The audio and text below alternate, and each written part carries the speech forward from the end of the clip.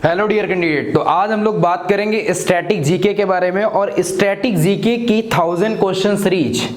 Static GK की 1000 question series आज हम लोग लेके आए हैं और 1000 क्वेश्चन सीरीज में एक एक क्वेश्चन बहुत बारीकी से हम लोग डिस्कस करेंगे। और इस 1000 क्वेश्चन सीरीज में आप देखिएगा स्टैटिक जीके में अभी हाल ही में बच्चों का लगा हुआ है एयरफोर्स का वाई ग्रुप का एग्जाम। जैसे एक्स और वाई बोथ का फॉर्म आप डालते हैं तो एयरफोर्स वाई ग्रुप का जो एग्जाम है उसमें कहीं ना कहीं स्टैटिक जीके के 3-4 क्वेश्चन एज इट इज पूछे जाते हैं। तो हमने कहा कि आज आपकी स्टैटिक जीके की सीरीज रख दी जाती है। तो इस वीडियो में कंप्लीट आपको स्टैटिक जीके के बारे में बताया जाएगा और हाल ही में जैसे एनडीए का एग्जाम है, एसएससी का एग्जाम है, यूपीएसआई का एग्जाम है, तो जितने भी आपके एग्जाम है स्टैटिक जीके की जितने भी चैप्टर होते हैं उनके ही मैंने मेन पॉइंट उठा करके और एग्जाम लेवल के क्वेश्चन आपके डिस्कस करने जा रहे हैं।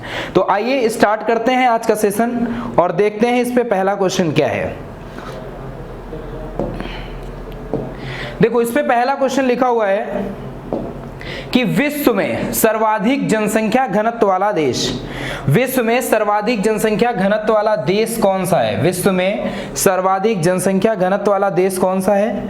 तो इस पे आंसर आप लिख दीजिएगा सिंगापुर। सिंगापुर विश्व में सर्वाधिक जनसंख्या घनत्व वाला देश है। लेकिन आप कहीं कहीं मकाऊ भी पढ़ेंगे, कहीं कहीं क्या पढ़ेंगे? मकाऊ। मकाऊ कहीं ना कहीं अब आगे पहुंच गया है 20,265 वर्ग पर किलोमीटर के अंतराल में लोग स्थित हैं। मतलब पर 1 किलोमीटर की दूरी पर 20,265 लोग रहते हैं, निवास करते हैं। तो ध्यान रखिएगा विश्व में सर्वाधिक जनसंख्या घनत्व वाला देश पहले सिंगापुर था और लगभग आज की डेट में मकाऊ कर गया है। अगर मकाऊ ऑप्शन पे नहीं है तो आंसर आप सीधा सिंगापुर करेंगे, अगर ऑप्शन में मकाऊ है तो आप आंसर मकाऊ करेंगे। ठीक है। दूसरा क्वेश्चन, विश्व का सबसे बड़ा रेगिस्तान, विश्व का सबसे बड़ा रेगिस्तान विश्व का पूछा है, वर्ल्ड का पूछा है। तो आपको भी पता है सहारा कहां पर स्थित है? अफ्रीका पर स्थित है। सहारा रेगिस्तान अफ्रीका पर स्थित है। लेकिन अगर इसी पर जुड़ा हुआ क्वेश्चन दे दे कि भारत का सबसे बड़ा रेगिस्तान कौन सा है, तो आप याद रखिएगा थार का मरुस्थल, जो कि कहां स्थित है? राजस्थान पे स्थित है। थार का मरुस्थल कहां पर स्थित है? राजस्थान पर। क्वेश्चन नंबर 3 की बात करते हैं। लिखा है भारत का सबसे बड़ा या सबसे लंबा रेल मार्ग कहां से कहां तक जाता है? भारत का सबसे लंबा रेल मार्ग डिब्रूगढ़ से कन्याकुमारी तक, डिब्रूगढ़ से कन्याकुमारी तक भारत का सबसे बड़ा रेल मार्ग, सबसे लंबा रेल मार्ग है और इसकी लंबाई 4233 किलोमीटर है, 4233 किलोमीटर है। कितनी है? और इसी में क्वेश्चन आ जाता है कि ये तो भारत की बात करी, अब पूरे विश्व का सबसे लंबा रेलवे मार्ग की बात करेंगे तो पूरे विश्व का सबसे लंबा रेल मार्ग है ट्रांस साइबेरियन रेल मार्ग और जिसकी लंबाई कितनी है? 10,214 किलोमीटर, 10,214 किलोमीटर, 10,214 किलोमीटर। और आपको बता दें ये रूस के मास्को से लेकर उत्तर कोरिया तक फैला हुआ है। रूस के मास्को से लेकर उत्तर कोरिया तक इसका विस्तार है। याद रखिएगा अगर विश्व की बात करें तो ट्रांस साइबेरियन और अगर भारत की बात करें तो डिब्रूगढ़ से कन्याकुमारी। लंबाई की बात करें तो 4233 किलोमीटर भारत की और अगर विश्व की बात करें तो 10,214 किलोमीटर। अगला क्वेश्चन लिखा हुआ है भारत का सबसे बड़ा डेल्टा किस राज्य में स्थित है? भारत का सबसे बड़ा डेल्टा या विश्व का सबसे बड़ा डेल्टा? नाम आप एक ही रखेंगे, सुंदरवन का डेल्टा। भारत का सबसे बड़ा डेल्टा, सुंदरवन का डेल्टा पश्चिम बंगाल में स्थित है। कहां पर स्थित है? पश्चिम बंगाल में स्थित है। भारत का सबसे बड़ा डेल्टा पश्चिम बंगाल में स्थित है। और ये किन किन नदियों से मिलकर बना हुआ है? तो गंगा और ब्रह्मपुत्र नदी पश्चिम बंगाल में जब आपस में मिलती हैं तो सुंदरवन डेल्टा का निर्माण करती हैं। और जैसे ही ये दोनों नदियां बांग्लादेश में प्रवेश करती हैं, जैसे ही ये दोनों नदियां बांग्लादेश पर प्रवेश करती हैं, गंगा और ब्रह्मपुत्र नदी दोनों ही जब बांग्लादेश में प्रवेश करती हैं तो गंगा का नाम रख दिया जाता है पद्मा। गंगा का नाम क्या रख दिया जाता है? पद्मा। और ब्रह्मपुत्र का नाम क्या रख दिया जाता है? जमुना। और गंगा और जमुना जब बांग्लादेश में मिलती हैं तो ये डेल्टा बनाती हैं और इसी डेल्टा को सुंदरवन डेल्टा कहा जाता है। क्वेश्चन नंबर 5 की बात करते हैं। हैं, स्वतंत्र भारत का प्रथम कमांडर इन चीफ कौन था? स्वतंत्र भारत का प्रथम commander in chief general Cariappa. याद रखिएगा, इलाहाबाद सेंटर, एसएसबी सेंटर जो है इलाहाबाद में, जो बच्चे एसएसबी देने जाते हैं एनडीए या सीडीएस के थ्रू या 10+2 टीईएस के थ्रू जो बच्चे जाते हैं, उनको इलाहाबाद करियप्पा द्वार में ही एसएसबी के लिए बुलाया जाता है। एसएसबी एक 5 डेज का प्रोसेस होता है। ठीक है, आगे देखते हैं। क्वेश्चन नंबर 6 में क्या लिखा हुआ है? क्वेश्चन नंबर 6 को ध्यान से देखिए। लिखा हुआ है भारत का सबसे लंबा सड़क पुल, भारत का सबसे लंबा सड़क पुल कौन सा है? तो भूपेन हजारिका पुल, भूपेन हजारिका पुल, या इसी को ढोला सादिया पुल के नाम से भी जानते हैं, इसी को ढोला सादिया पुल के नाम से भी जानते हैं। और लिखा भी है नोट पॉइंट पे, यह पुल कहां पर बना है? लोहित नदी के किनारे बना हुआ है। यह पुल किस नदी के किनारे है? लोहित नदी। और इस पुल की लंबाई कितनी है? 9.15 किलोमीटर। याद रखिएगा, भारत का सबसे लंबा सड़क पुल अगर क्वेश्चन पूछे तो याद रखिएगा भूपेन हजारिका पुल, और ये कहां पर बना हुआ है? लोहित नदी। और लोहित नदी है कहां पर? आसाम में। याद रखिएगा, यह पुल आसाम में स्थित है। फिर क्वेश्चन नंबर 7, विश्व का सबसे बड़ा नदी द्वीप कौन सा है? विश्व का सबसे बड़ा नदी द्वीप कौन सा है? तो विश्व का सबसे बड़ा नदी द्वीप माजुली द्वीप है, और जो कहां पर स्थित है? आपका आसाम में। और आसाम की नदी ब्रह्मपुत्र पर, ब्रह्मपुत्र नदी पर स्थित है। कहां पर? आसाम में। और उस द्वीप का नाम क्या है? माजुली द्वीप। अच्छा, नदी द्वीप का मतलब क्या होता है? नदी द्वीप का मतलब ये होता है कि किसी भी नदी के बीच में कुछ लोगों के रहने की जगह, इसको क्या बोलते हैं? नदी द्वीप।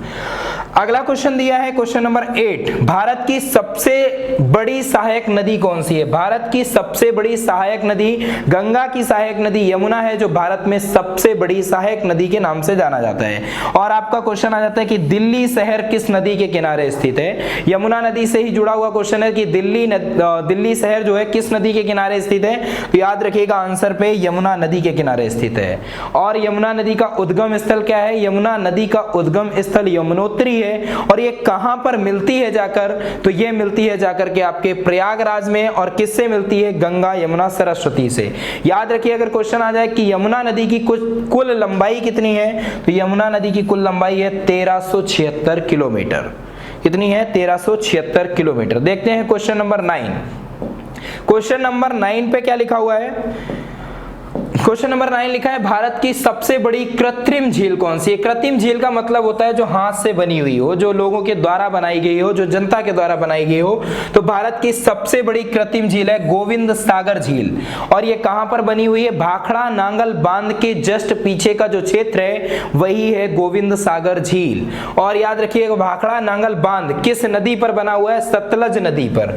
किस नदी पर बना हुआ है? सतलज नदी पर। याद रखिए, क्वेश्चन आ जाता है कि भाखड़ा नांगल बांध किस पंचवर्षीय योजना के दौरान बनाया गया? तो भाखड़ा नांगल बांध प्रथम पंचवर्षीय योजना के दौरान बनाया गया था।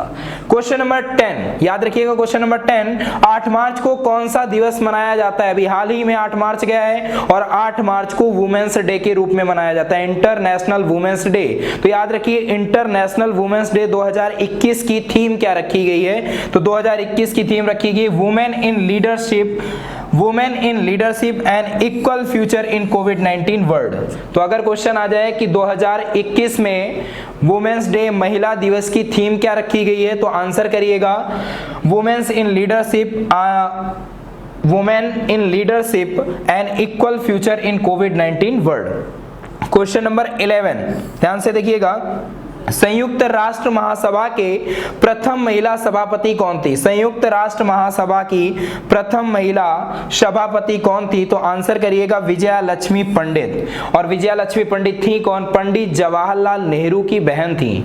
पंडित जवाहरलाल नेहरू की बहन थी कौन? विजया लक्ष्मी पंडित। और इन्हीं को ही संयुक्त राष्ट्र महासभा की प्रथम महिला सभापति के रूप में नियुक्त किया गया था। क्वेश्चन एक और आ जाता है कि पंडित जवाहरलाल नेहरू की तो सिस्टर थी, कैबिनेट में शामिल शामिल होने वाली प्रथम महिला भी थी। कैबिनेट में, भारतीय कैबिनेट में शामिल होने वाली ये प्रथम महिला थी। आपको क्वेश्चन सबसे इंपॉर्टेंट बता दें कि जब इंदिरा गांधी ने 1975 में भारत में आपातकाल लगाया था तो इन्होंने उस आपातकाल का विरोध किया था, और विरोध करने की बजाय इन्होंने कांग्रेस पार्टी को छोड़ के जनता दल पार्टी ज्वाइन कर ली थी। इन्होंने क्या किया था? जनता दल पार्टी को ज्वाइन कर लिया था। किसको छोड़कर? कांग्रेस पार्टी को छोड़कर। याद रखिएगा। अब अगला क्वेश्चन लिखा हुआ है, क्वेश्चन नंबर 12, पुस्तक का मुद्रण करने वाला दुनिया का प्रथम देश कौन सा है? अगर क्वेश्चन आ जाए कि दुनिया का प्रथम देश जो कागज की मुद्रा जारी करता है या पुस्तक का मुद्रण करने वाला देश है, कागज बनाने वाला प्रथम देश कौन सा है, तो इन तीनों का आंसर आप करिएगा। आंसर होगा चीन। याद रखिएगा, क्वेश्चन नंबर 12 में आंसर क्या होगा? चीन। पुस्तक का मुद्रण करने वाला दुनिया का प्रथम देश जो है वो कौन सा है? चीन। अब अगला क्वेश्चन देखते हैं, क्वेश्चन नंबर 13। ध्यान से देखिएगा, क्वेश्चन नंबर 13 लिखा है, प्रत्येक वर्ष विश्व जनसंख्या दिवस कब मनाया जाता है? प्रत्येक वर्ष विश्व जनसंख्या दिवस कब मनाया जाता है? तो प्रत्येक वर्ष विश्व जनसंख्या दिवस 11 जुलाई को मनाया जाता है। लिखा है नोट पॉइंट, भारत में परिवार नियोजन कार्यक्रम, यानी जनसंख्या से ही रिलेटेड है, भारत में परिवार नियोजन कार्यक्रम की शुरुआत कब की गई? 1972 में। कब की गई? 1972 में। और किस पंचवर्षीय योजना के दौरान? तो याद रखिएगा, चौथी पंचवर्षीय योजना के दौरान भारत में परिवार नियोजन कार्यक्रम की शुरुआत की गई। फिर अगला लिखा है क्वेश्चन नंबर 14, लिखा है भारत का राष्ट्रीय चिन्ह क्या है? तो भारत का राष्ट्रीय चिन्ह है आपका अशोक स्तंभ। अशोक स्तंभ कहां से लिया गया है? तो सारनाथ से लिया गया है। और भारतीय संविधान में अशोक स्तंभ को कब लाया गया या राष्ट्रीय चिन्ह को कब लाया गया? तो 26 जनवरी 1950 को। 26 जनवरी 1950 को इसको भारतीय संविधान में शामिल किया गया। फिर अगला लिखा है क्वेश्चन नंबर 15, भारत का शेक्सपियर किसे कहा जाता है? बहुत इंपॉर्टेंट क्वेश्चन है, भारत का शेक्सपियर किसे कहा जाता है? तो भारत का शेक्सपियर कालिदास को कहा जाता है। कालिदास के द्वारा कुछ पुस्तकें लिखी गई है जिनका नाम है अभिज्ञान शाकुंतलम। क्या नाम है? अभिज्ञान शाकुंतलम। पहली पुस्तक, दूसरी पुस्तक का नाम है मेघदूत और तीसरी पुस्तक का नाम है कुमार संभव। किसकी? कालिदास की। ये तीनों पुस्तकें हैं, अभिज्ञान शाकुंतलम, मेघदूत और कुमार संभव। तो याद रखिएगा, भारत का शेक्सपियर किसे कहा जाता है? ये क्वेश्चन बहुत बार एग्जाम पे आया हुआ है। तो भारत का शेक्सपियर कहा जाता है कालिदास को। क्वेश्चन नंबर 16 देखते हैं। अब आपकी क्वेश्चन में थोड़ी सी इंपॉर्टेंट क्वेश्चन और बढ़ेंगे आगे की ओर। राजघाट का संबंध किससे है? तो राजघाट का संबंध किससे है? महात्मा गांधी से।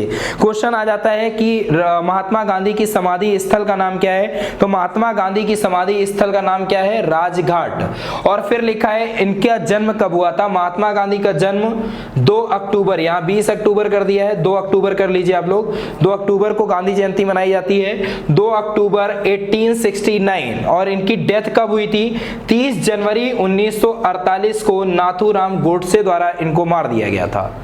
30 जनवरी 1948 को नाथूराम गोडसे द्वारा इनको मार दिया गया था। महात्मा गांधी एक नरम दल के नेता थे। किस दल के नेता थे? नरम दल के। महात्मा गांधी की सबसे बड़ी पत्रिका, मोस्ट इंपॉर्टेंट क्वेश्चन है एग्जाम के लिए, महात्मा गांधी की पत्रिका का नाम है हरिजन। क्या नाम है? हरिजन। कर्नाटक के बेलगांव अधिवेशन में महात्मा गांधी को भारतीय राष्ट्रीय कांग्रेस का, कर्नाटक के बेलगांव अधिवेशन में महात्मा गांधी को भारतीय राष्ट्रीय कांग्रेस का अध्यक्ष बनाया गया था। क्या बनाया गया था? भारतीय राष्ट्रीय कांग्रेस का अध्यक्ष बनाया गया था। फिर देखते हैं क्वेश्चन नंबर 17। लिखा है क्वेश्चन नंबर 17 में, किसे भारत की कोकिला के नाम से जाना जाता है? सबको सिंपल सा क्वेश्चन पता होगा, किसे भारत की कोकिला के नाम से जाना जाता है? तो भारत की कोकिला के नाम से जाना जाता है सरोजनी नायडू को।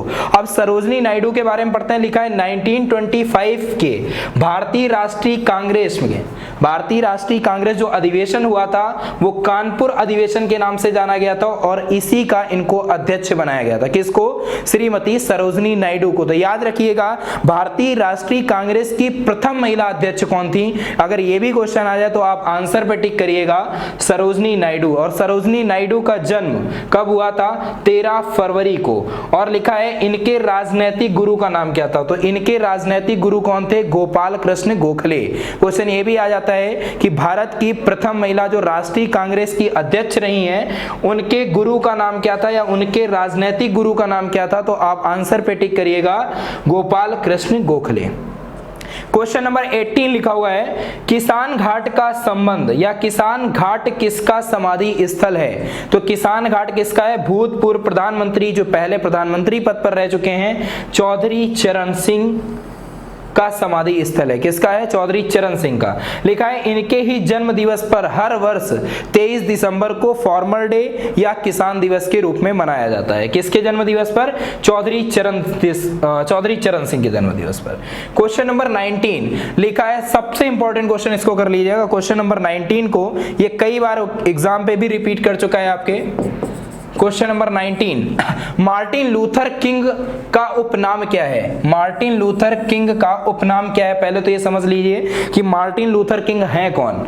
जैसे हमारे देश में महात्मा गांधी का रोल रहा है, वैसे ही अमेरिका और अफ्रीका ये दो देशों को जोड़ने में मार्टिन लूथर का काम रहा है। तो मार्टिन लूथर को ब्लैक गांधी कहा जाता था। मार्टिन लूथर को क्या कहा जाता था? ब्लैक गांधी। याद रखिएगा, मार्टिन लूथर ने अमेरिका और अफ्रीका में अस्पृश्यता को खत्म करने का काम किया था। क्या खत्म करने का? अस्पृश्यता को, मतलब जितने भी विवाद थे उनको, मतलब एक तरह से हिंसा को कम करने का काम किया था। किसने? मार्टिन लूथर ने। और इनको किस उपनाम से जाना जाता है? ब्लैक गांधी के नाम से जाना जाता है। अगला क्वेश्चन लिखा है, भारत के प्रसिद्ध स्वतंत्रता सेनानी किसे पंजाब केसरी, जिसे पंजाब केसरी के नाम से जाना जाता है, उनका नाम क्या है? भारत के प्रसिद्ध स्वतंत्रता सेनानी जिन्हें पंजाब केसरी के नाम से जाना जाता है, उनका नाम क्या है? लाला लाजपत राय। आंसर पर टिक करिएगा, लाला लाजपत राय। और लाला लाजपत राय गरम दल के नेता थे। आपने नाम सुना होगा लाल बाल पाल, नाम सुना होगा लाल बाल पाल। लाल बाल पाल से तात्पर्य क्या है? लाल का मतलब होता है लाला लाजपत राय, और बाल का मतलब होता है बाल गंगाधर तिलक, और पाल का मतलब होता है बिपिन चंद्र पाल। ये तीनों नेता जो थे आपके, वो गरम दल के नेता थे। ठीक है, इसमें देखो लाला लाजपत राय के बारे में पढ़ते हैं। लाला लाजपत राय के नेतृत्व में 1893 में पंजाब नेशनल बैंक की स्थापना की गई। और अगला क्वेश्चन ये भी लिखा है कि लक्ष्मी बीमा फाउंडेशन की स्थापना भी लाला लाजपत राय के द्वारा ही की गई थी।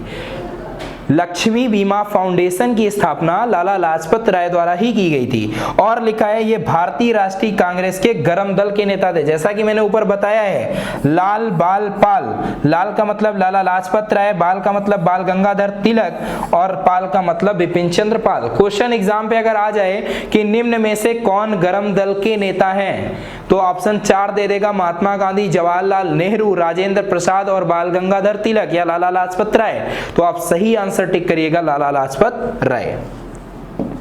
क्वेश्चन नंबर 21 लिखा है, राजीव गांधी समाधि स्थल को किस नाम से जाना जाता है? राजीव गांधी समाधि स्थल बहुत बार क्वेश्चन आ चुका है, तो इसको वीर भूमि के नाम से जाना जाता है। किस भूमि के नाम से? वीर भूमि। अगला क्वेश्चन है, अभय घाट का संबंध किससे है? अभय घाट का संबंध मोरारजी भाई देसाई से है। मोरारजी भाई देसाई एक ऐसे नेता थे, जब ये प्रधानमंत्री पद पर बने, प्रधानमंत्री पद पर आए, तो ये गैर कांग्रेसी नेता थे। कैसे थे? गैर कांग्रेसी। क्वेश्चन आ जाता है कि भारत के वो प्रथम प्रधानमंत्री कौन थे जो गैर कांग्रेसी थे? तो ये थे मोरारजी भाई देसाई। लिखा भी है ये प्रथम गैर कांग्रेसी प्रधानमंत्री थे, और 1978 में प्रधानमंत्री बने, और सबसे ज्यादा बार भारत में अब तक सबसे ज्यादा बार बजट पेश करने वाले पीएम रहे हैं ये, भारत में सबसे ज्यादा बार। और लिखा है इन्होंने अब तक कितनी बार बजट पेश किया? तो 10 बार बजट पेश किया है। और इनका जन्म कब होता है? 29 फरवरी। याद रखिएगा, एक ऐसे लकी पर्सन है, 29 फरवरी को इनका जन्म होता है, यानी कि 4 साल में एक बार इनका बर्थडे आता है। यानी जिस दिन फरवरी 29 दिन की होती है, अर्थात लीप ईयर की इनका बर्थडे ईयर होता है, तो 29 फरवरी को मोरारजी भाई देसाई का जन्म दिवस मनाया जाता है।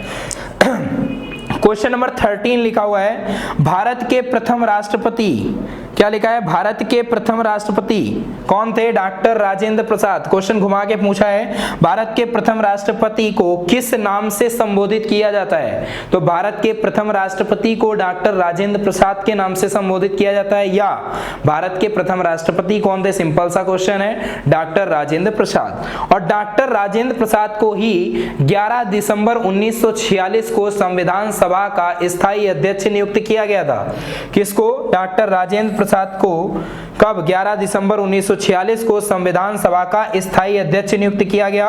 और सबसे लंबा कार्यकाल भी इन्हीं का रहा है प्रधानमंत्री पद पर। किसका रहा है, डॉक्टर प्रधानमंत्री नहीं, राष्ट्रपति पद पर इनका ही सबसे लंबा कार्यकाल अब तक का रहा है। क्वेश्चन नंबर देखते हैं 24, और क्वेश्चन नंबर 24 में लिखा है, पंडित जवाहरलाल नेहरू को बच्चों द्वारा किस नाम से जाना जाता था, तो पंडित, ये तो सिंपल सा क्वेश्चन है, पंडित जवाहरलाल नेहरू को बच्चों द्वारा चाचा नेहरू के नाम से जाना जाता था। किसके नाम से, चाचा नेहरू। इनके जन्म दिवस पर 14 नवंबर को बाल दिवस मनाया जाता है। इनके जन्म दिवस पर 14 नवंबर को क्या मनाया जाता है, बाल दिवस के रूप में मनाया जाता है। भारत के प्रथम प्रधानमंत्री थे जो सबसे ज्यादा समय तक पद पर रहे हैं, ये 12 या 13 साल तक ये पद पर रहे हैं, 12 साल तक पद पर रहे हैं। योजना आयोग के प्रथम अध्यक्ष भी थे, योजना आयोग के प्रथम अध्यक्ष भी थे। और सबसे मोस्ट इंपॉर्टेंट क्वेश्चन, भारत में पंचायती राज व्यवस्था, भारत में पंचायती राज व्यवस्था लाने का श्रेय भी इन्हीं को जाता है। इन्होंने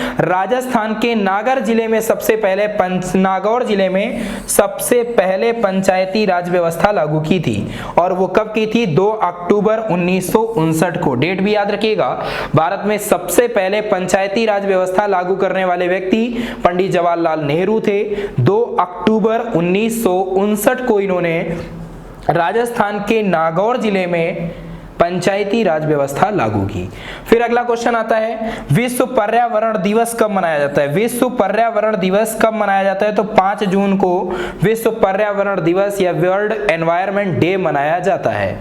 क्वेश्चन लिखा है, 1972 से विश्व पर्यावरण दिवस मनाया जा रहा है, और ये कहां से, स्वीडन में एक स्टॉकहोम सम्मेलन हुआ था, और इस स्टॉकहोम सम्मेलन में यही बात रखी गई थी कि पर्यावरण के रक्षण के लिए, यानी पेड़ पौधे, जो एनवायरनमेंट में जो भी चीजें हैं उनके रक्षण के लिए यह इस सम्मेलन आयोजित किया गया था। कौन सा, स्वीडन में स्टॉकहोम सम्मेलन, स्वीडन में स्टॉकहोम सम्मेलन। फिर लिखा है क्वेश्चन नंबर 26, संविधान निर्माण करने वाला प्रथम देश कौन सा है। संविधान निर्माण करने वाला प्रथम देश दुनिया का कौन सा है। बहुत से लोग ऑप्शन में ब्रिटेन, अमेरिका वगैरह वगैरह टिक कर देते हैं, लेकिन संविधान निर्माण करने वाला प्रथम देश है संयुक्त राज्य अमेरिका, अर्थात यूएसए, संयुक्त राज्य अमेरिका। और संविधान सभा, अमेरिका का संविधान कब बनकर तैयार हुआ या कब अमेरिका पर लागू हुआ, तो 4 मार्च 1779, 4 मार्च 1779 को अमेरिका का संविधान बनकर तैयार हुआ। अब संविधान से बात करते हैं अपने भारत में, तो याद रखिएगा, भारत का सबसे बड़ा, विश्व का सबसे लंबा संविधान किसका है, तो विश्व का सबसे लंबा संविधान, अगर सबसे बड़ा संविधान की बात करें तो सबसे बड़ा संविधान है भारत का। और भारत में संविधान कब लागू किया गया, 26 जनवरी 1950 को। और भारत में संविधान कब बनकर तैयार हुआ, 26 नवंबर 1949 को, 1949 को बनकर तैयार हुआ और लागू कब किया गया, 26 जनवरी 1950 को। अगला क्वेश्चन लिखा है, संयुक्त राष्ट्र दिवस कब मनाया जाता है। संयुक्त राष्ट्र दिवस कब मनाया जाता है, 24 अक्टूबर 1945 में संयुक्त राष्ट्र दिवस मनाया जा रहा है। और लिखा है इसका मुख्यालय अमेरिका के न्यूयॉर्क शहर में है। और इसमें टोटल कितने देश पार्टिसिपेट कर रहे हैं आज की डेट में, तो इसमें टोटल 193 कंट्री पार्टिसिपेट कर रही हैं। और इसका मुख्यालय कहाँ है, अमेरिका के न्यूयॉर्क सिटी में। ठीक है, अगला क्वेश्चन देखते हैं, सीमांत गांधी किसका नाम था। सीमांत गांधी किसका नाम है, तो सीमांत गांधी उपनाम था खान अब्दुल गफ्फार खान का, खान अब्दुल गफ्फार खान। ये पॉइंट गलत है, 4 मार्च के ऊपर से नीचे आ गया है। ठीक है, तो सीमांत गांधी को किस उपनाम से या किसका उपनाम था? खान अब्दुल गफ्फार खान। या ऐसे क्वेश्चन आ जाए कि खान अब्दुल गफ्फार खान को और किस नाम से जानते हैं, तो याद रखिएगा सीमांत गांधी। क्वेश्चन नंबर 29 लिखा है किस दिन प्रत्येक वर्ष अंतरराष्ट्रीय मानवाधिकार दिवस मनाया जाता है? किस दिन प्रत्येक वर्ष अंतरराष्ट्रीय मानवाधिकार दिवस मनाया जाता है? तो 10 दिसंबर को मानवाधिकार दिवस हर वर्ष प्रत्येक वर्ष मनाया जाता है। और मानवाधिकार दिवस यानी 10 दिसंबर को ही नोबेल पुरस्कार प्रदान किए जाते हैं। क्या प्रदान किए जाते हैं? नोबेल पुरस्कार। और नोबेल पुरस्कार दिए किसके द्वारा जाते हैं? तो याद रखिएगा यहाँ पर स्वीडिश एकेडमी का नाम लिखा है। स्वीडिश एकेडमी द्वारा हर वर्ष 10 दिसंबर को नोबेल पुरस्कार से लोगों को सम्मानित किया जाता है, जिसको जिसको नोबेल पुरस्कार के लिए सिलेक्ट किया गया होगा।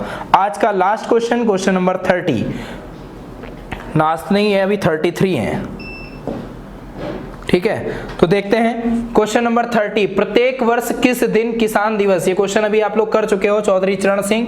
क्वेश्चन नंबर 31 पे आइए, भारत और पाकिस्तान की सीमा को किस नाम से जाना जाता है? भारत और पाकिस्तान के बीच जो सीमा है वो सीमा है रेड क्लिफ रेखा, यानी लाइन जो है वो किस नाम से जानी जाती है? रेड क्लिफ रेखा। याद रखिएगा ये रेड क्लिफ जो है ये एक एडवोकेट थे, इन्हीं के नाम पर ये रेखा खींची गई थी। ये क्या थे? एक एडवोकेट थे,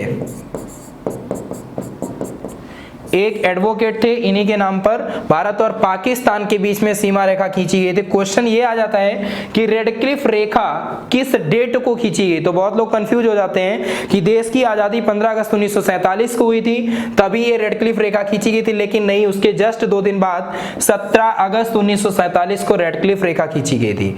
सेम क्वेश्चन है, भारत और चीन के बीच सीमा रेखा का नाम क्या है? तो भारत और चीन के बीच जो सीमा रेखा है उसको मैकमोहन रेखा कहते हैं। और मैकमोहन रेखा 1913 को शिमला समझौता हुआ था, उसी के दौरान सर हेनरी मैकमोहन द्वारा भारत और चाइना के बीच ये रेखा खींची गई थी। तो याद रखिएगा भारत और चाइना के बीच, भारत और पाकिस्तान के बीच 2 और रेखाएं हैं। तो भारत और पाकिस्तान के बीच यानी इंडिया और पाकिस्तान के बीच एक तो रेड क्लिफ रेखा है और एक है आपकी LOC लाइन ऑफ कंट्रोल। इसी तरह से इंडिया और चाइना के बीच, इंडिया और चाइना के बीच जो रेखा है वो है LAC line of actual control और line of control. Last question लिखा है, कागजी मुद्रा जारी करने वाला दुनिया का प्रथम देश कौन सा है? कागजी मुद्रा जारी करने वाला, अभी हमने कहा था कागज जारी करने वाला, कागजी मुद्रा जारी करने वाला या कोई पुस्तक जारी करने वाला दुनिया का, या मुद्रण, पुस्तक का मुद्रण करने वाला प्रथम देश कौन सा है? चाइना। कौन सा देश है? चाइना। और चाइना की राजधानी क्या है? बीजिंग, ये लिखी हुई है। तो यहां से हमारे स्टैटिक जीके के कुछ पॉइंट कंप्लीट होते हैं और ये सीरीज आगे आगे मतलब जितने भी आपके वीडियोस आएंगे तो ये सीरीज कंटिन्यू रहेगी और इसको आप देखते रहिएगा और कमेंट पे आप बताते रहिएगा कि कैसे कैसे ये क्वेश्चन है। ओके दोस्तों, जय हिंद।